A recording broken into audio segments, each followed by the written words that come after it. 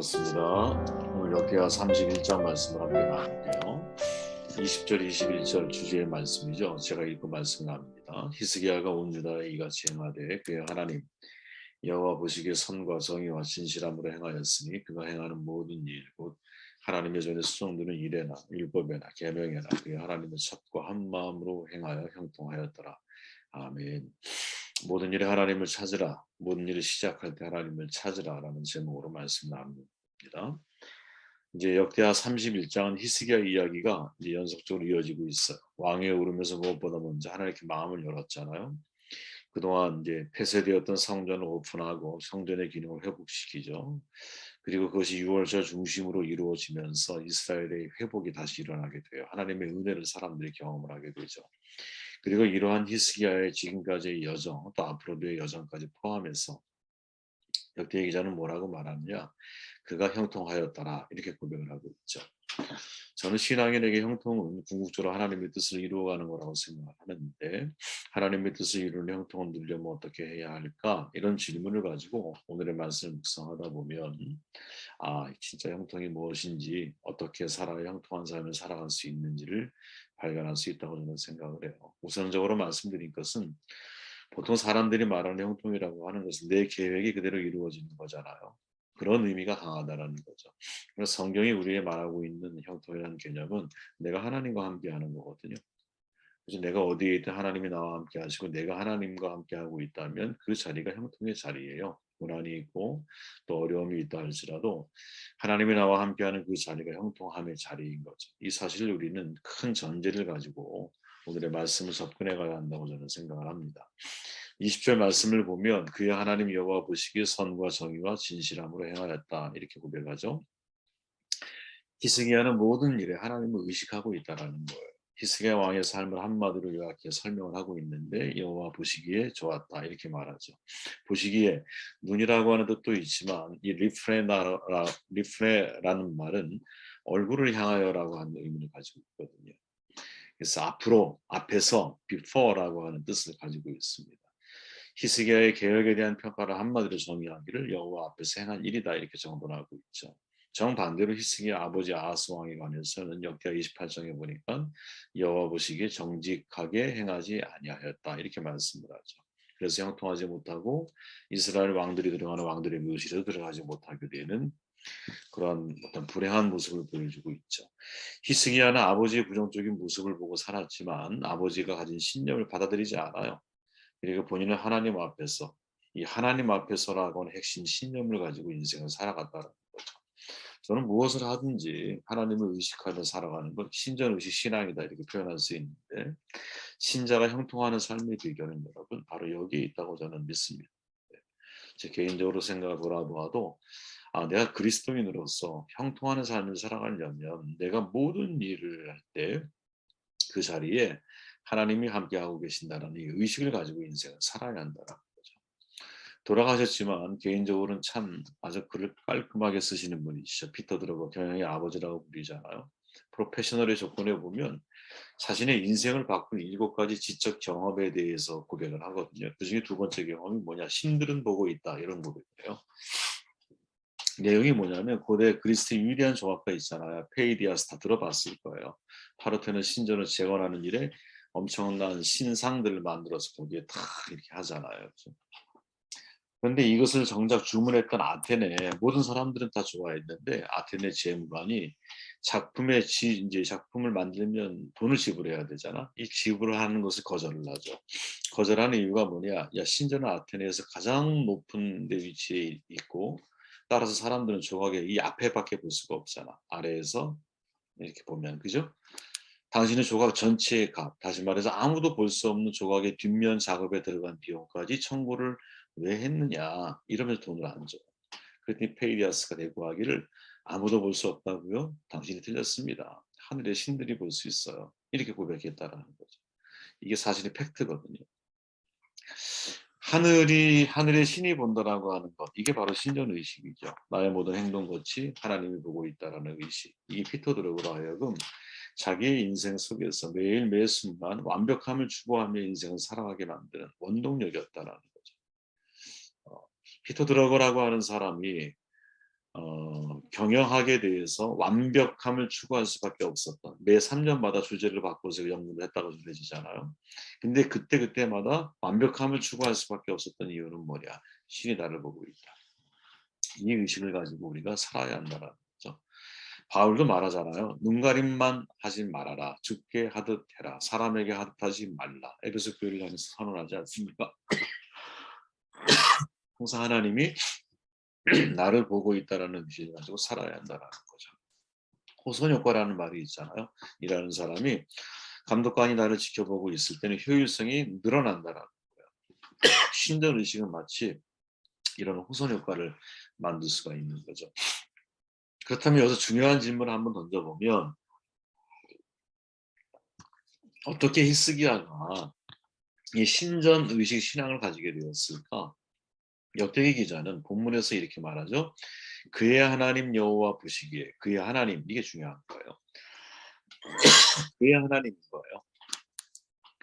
다시 말하면 히스기야가 직접 체험하고 경험하고 인도받고 또 때로는 징계도 받고 직접 하나님이 나를 인도하신 인격적인 하나님을, 개인적인 하나님을 히스기야가 만나고 있다라는 거죠. 여러분, 체험은 매우 주관적인 경험이지만 기독교 신앙에서 체험은 매우 중요하죠. 왜? 체험에서 사실은 개인적인 믿음이 출발하기 때문에 그래요. 그것이 내가 말씀에 대한 체험이든 아니면 삶의 문제에 대한 해결 체험이든 아니면 신적 누미너지 특별한 내가 영적인 체험을 가진 체험이든 어떠한 체험이든 간에 내가 이게 하나님이 나를 통해 하나님이 행하신 거라고 하는, 하나님은 살아계신 분이라고 하는, 하나님은 영적인 분이라고 하는, 하나님이 행하시지 않으면 해결될 수 없다라는 부분이든 어떠한 영역이든지 간에 하나님에 대한 영적인 체험이 있을 때 나의 신앙이 거기에서부터 발화가 시작이 되는 거거든요. 여러분, 저는 히스기야가 어떻게 신전 의식을 갖게 되었을까? 그거는 하나님을 내가 직접 체험했기 때문인 거예요. 왜 사람들이 하나님에 대한 신전 의식을 갖지 못할까요? 내가 만난 하나님이 없는 거예요. 나 혼자 있을 때 깊은 기도 가운데 하나님이 나를 위로하셨던 이 영적인 경험, 내가 무엇을 하든지 하나님의 시선이 느껴지고 그 시선이 옳았다라고 하는 이 영적인 경험, 이것을 내가 경험하지 못하면 신전의식이라고 하는 것은 나에게 발휘되기 어려운 것이죠. 또 하나 주목할 것은 신전의식으로 살았던 히스기야가 뭐라고 말하느냐, 선과 정의와 진실함으로 행하였다 이렇게 말하죠. 선토 오브 의로움을 말하고 정의, 정직함을 말하는 거예요. 진실함, 거짓이 없고 참됨을 의미해요. 이거를 단순히 도덕과 윤리적인 의미로 이해하면 안 되고, 인간이 보기에 그렇게 행한 것이 아니라 모든 일, 모든 영역에서 하나님을 의식함으로 내가 의롭게 행동할 수밖에 없고 정직하게 반응할 수밖에 없고 거짓이 아니라 진실하게 내가 삶을 살아갈 수밖에 없었다라는 거죠. 그래서 아버지 아하스가 잘못 이루었던 것들에 대한 개혁을, 자기 가문을 비판하는 일을 히스기야가 자기 자신한테 하잖아요. 그리고 여러분, 모든 걸 재건하는 과정에서 재산이 많이 들어가잖아, 물질이. 그러니까 왕이 뭐라고 말한 히스기야가 왕의 재산 중에 얼마를 정하여 먼저 훼손수범으로 헌물을 하죠. 이런 모든 것들이 왜 이루어질 수 있느냐? 그의 삶이 신전 의식 속에서 내가 하는 모든 행동을 사람들 앞에 보이기 위함이 아니라 하나님이 보고 있다라고 하는 의식을 가지고 있기 때문이라는 거죠. 두 번째 21절 말씀 볼게요. 그가 행하는 모든 일, 곧 하나님의 전에 수송되는 일에나 율법에나 계명에나 그의 하나님을 찾고 한 마음으로 행하여 형통하였다 이렇게 말하죠. 그가 행하는 모든 일, 직역하면 그가 시작하는 모든 일에서 이런 뜻이거든요. 행하다 하라, 이 말은 시작한다라는 말이에요. 그 히스기야 왕 자신을 가리켜. 그러니까 히스기야 왕을 정리해 보면 모든 일을 시작할 때마다 무엇? 하나님을 찾았다 이 말이죠. 참 이게 저의 삶이었으면 좋겠고 여러분들의 삶이었으면 좋겠습니다. 일의 시작을 누구와? 하나님과 함께 하는 거죠. 어떤 일을 시작할 때 인간적인 방법을 고민하기 전에, 사람을 찾기 전에, 물질을 구하기 전에, 이방 신들을 내가 의지하기 전에, 단독적으로 무엇을 결정하기 전에, 또 각 분야의 전문가들을 찾아서 조언을 물어보기 전에 무엇? 하나님의 뜻을 물어보고 하나님의 인도함을 받으려고 노력했다라는 거죠. 어떤 일에? 모든 일에. 이러면 형통하지 않은 방법이 있을까요? 그러니까 신전 의식을 가지고 인생을 살았던 히스기야가 어떤 모든 일을 행할 때는 무엇? 그 시작하는 일에 하나님을 찾았다. 이 말이죠. 솔로몬의 말이잖아요. 내가 무엇을 하든지 주님께 맡기라. 그리하면 그가 너의 계획을 세우실 것이다. 아멘. 히스기야가 일평생 형통한, 물론 마지막 모습은 형통이라고 보기는 참 어렵죠. 그죠? 그럼에도 불구하고 그의 삶 전반적으로 놓고 볼 때 형통한 삶의 길을 걸었을 수 있었던 이유는 뭐냐? 모든 일의 시작을 하나님으로부터 시작한다. 시작이 중요하죠. 왜? 시작이 반이니까. 첫 단추를 잘못 끼면 마지막 단추 끼울 구멍이 없잖아요. 괴테의 말이잖아요. 그러니까 시작을 잘못하면 돌이킬 수 없는 어려움을 겪게 된다는 거죠. 우리가 인생을 시작할 때 가만히 보면 내가 누구와 함께 무엇과 함께 시작하느냐가 정말 중요한데 하나님이 아브라함을 약속의 땅으로 보내실 때 12장 창세기 4절에 보면 이렇게 말하죠. 이 아브라함이 여호와의 말씀을 따라갔고 이렇게 말하죠. 고향을 떠나 가나안 땅을 나아갈 때 하나님과 함께 출발했다라는 거야. 나아가야 할 방향을 안내를 받는 거죠. 구체적으로 가야 할 길을 인도함을 받는 거야. 그렇기에 우리가 진짜 하나님과 함께 일을 시작한다라는 것은 무엇을 의미하는 걸까? 질문해 보면 기도로 시작하는 것이죠. 그죠? 플러스 말씀으로 시작하는 것이죠. 네. 저는 이게 이제 저에게 있어서는 매우 중요하게 이제 훈련이라기보다는 이제 몸에 체득을 시켜야 할 부분이구나 하는 생각을 해요. 하루를 시작할 때, 일주일을 시작할 때, 내가 사업을 시작할 때, 혹은 사역을 시작할 때, 무엇을 선택하고 결정을 해야 하는 순간이 되었을 때, 기도하며 말씀을 보는 거죠. 기도하며. 반대로 말씀을 보고 기도하라는 거죠. 그죠? 마치 예수님처럼 마가 기자가 말하잖아요. 새벽 아직도 밝기 전에 예수께서 일어나 한적한 곳으로 가서 거기서 기도하시더니 그리고 사역을 시작하시거든요. 공생의 40일 금식 기도 이후에 시작을 하시잖아요. 그죠? 십자가의 비아도로로사 겟세마네에 기도한 이후에 자기의 신념을 꺾고 아버지의 뜻이 이루어지기 원합니다라고 결단하고 그 사역을 시작하시잖아요. 그죠?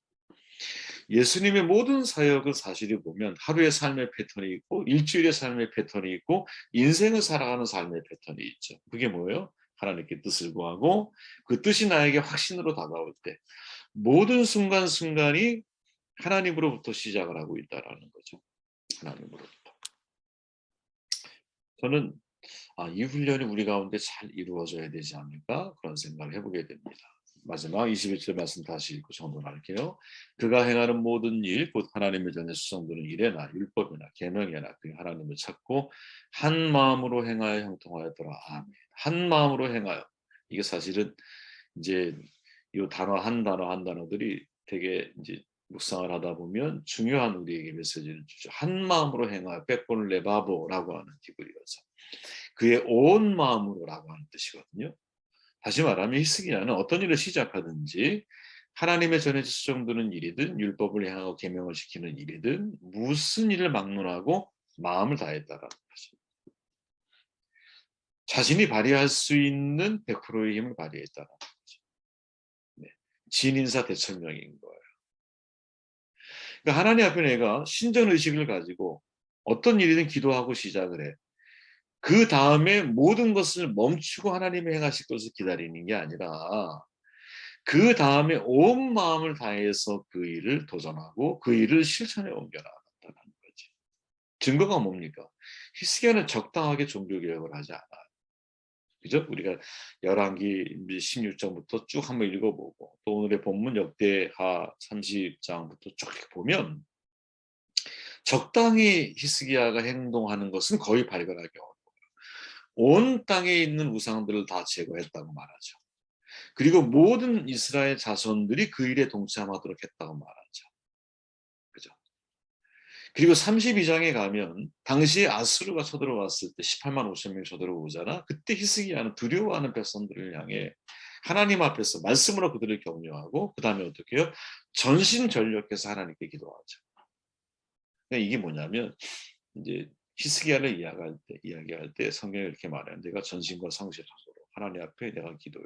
내 눈물과 내 기도를 보았다라는 고백 속에 보면 전제가 있는데 그게 뭐예요?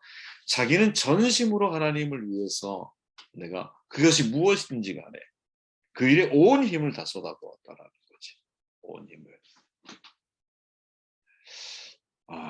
우리는 과연 어떤 일에 전심전력해야 할까요? 물론 여러분 각자에게 주어져 있는 사업 혹은 사역자에게 주어져 있는 사역, 내가 나에게 주어져 있는 모든 일에 100% 헌신함으로 그 일을 감당을 해 나가야 할 거야.